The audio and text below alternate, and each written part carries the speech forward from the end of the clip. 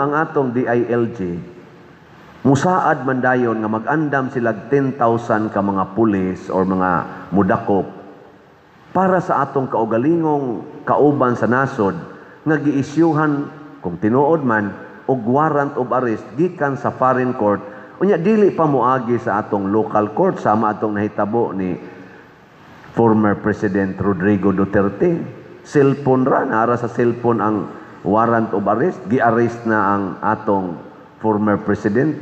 Pag-abot gikan sa Hong Kong, gidiretso og arrest, diretso ngadto sa Dahig. Karon to ana gipriso dito, ay siguro mabalik pa ba to diring buhi. Nya 81 anyos na gipriso lang yapon dito.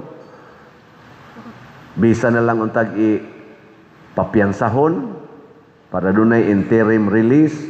Wa gyud, deprive of liberty, property, rights, unya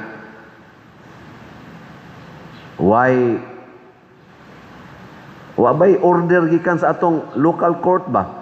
Mura bita gi-overridean ang atong Supreme Court, ang atong mga regional courts.